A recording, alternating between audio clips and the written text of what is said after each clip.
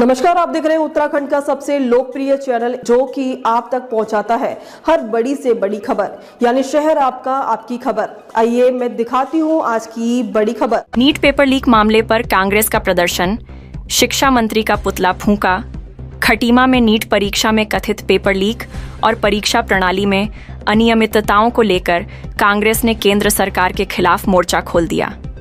खटीमा मुख्य चौक पर कांग्रेस कार्यकर्ताओं ने विधायक भुवन चंद्र कापड़ी के नेतृत्व में जोरदार प्रदर्शन किया और केंद्रीय शिक्षा मंत्री धर्मेंद्र प्रधान का पुतला दहन कर विरोध जताया। प्रदर्शन के दौरान कांग्रेस कार्यकर्ताओं ने केंद्र सरकार के खिलाफ जमकर नारेबाजी की और शिक्षा मंत्री के इस्तीफे की मांग उठाई। विधायक भुवन चंद्र कापड़ी ने आरोप लगाया कि नीट पेपर लीक जैसी घटनाओं से लाखों छात्रों का भविष्य प्रभावित हुआ है और परीक्षा व्यवस्था पर सवाल खड़े हुए हैं। उन्होंने कहा कि सरकार को इस मामले की निष्पक्ष जांच कर दोषियों पर सख्त कार्रवाई करनी चाहिए।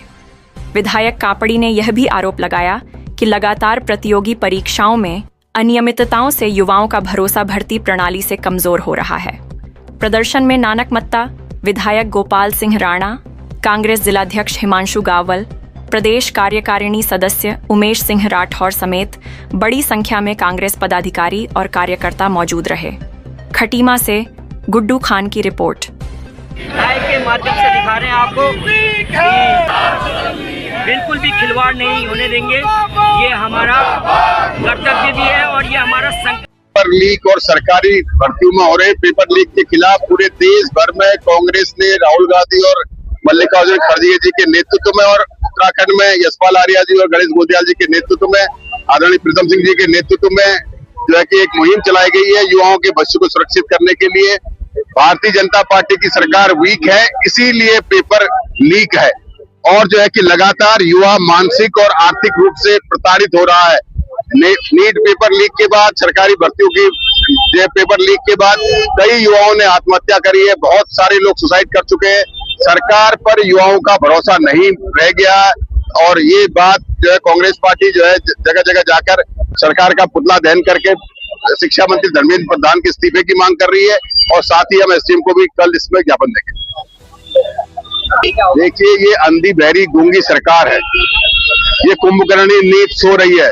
कुंभकर्ण तो 6 महीने में एक बार उठ जाता था, लेकिन ये सरकार 5 साल में एक बार भी नहीं उठ रही है, सोई पड़ी हुई है और जनता का दोहन कर रही है। इस सरकार में किसान परेशान है, युवा परेशान है, महिला परेशान है, व्यापारी परेशान है। कोई भी ऐसा व्यक्ति नहीं है जिस सरकार की प्रताड़ना को नहीं झेल रहा है।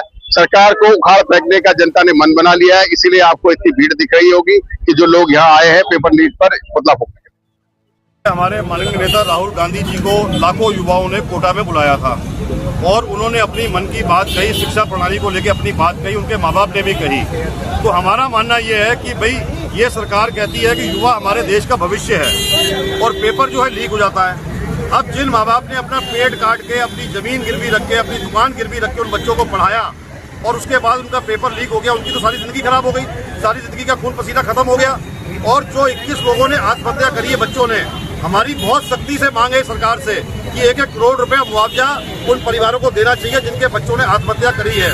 और धर्मेंद्र प्रधान जो शिक्षा मंत्री हैं, उनको शर्म आनी चाहिए। पूरा देश उनका इस्तीफा मांग रहा है, लेकिन इन्होंने अभी तक इस्तीफा नहीं दिया।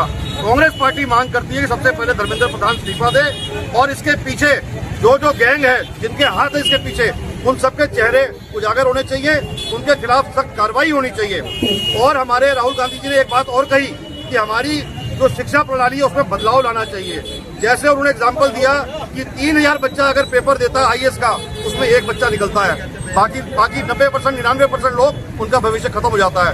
3000 बच्चा अगर डॉक्टरी का पेपर देता है तो उसमें 100 बच्चा निकलता है। 3000 बच्चा अगर नीट का पेपर देता है उसमें 80 बच्चे निकलते हैं, बाकी बच्चों के भविष्य खराब हो जाते हैं। तो हमें इस प्रणाली को बदलना होगा, सख्त कानून बनाने होंगे कि आने वाले समय में इस प्रकार का घिनौना काम युवाओं के साथ कोई खेल ना पाए। खबरों में अब तक के लिए बस इतना ही, फिर मिलेंगे नई खबरों के साथ। तो हमारे चैनल को लाइक और सब्सक्राइब करना ना भूलें।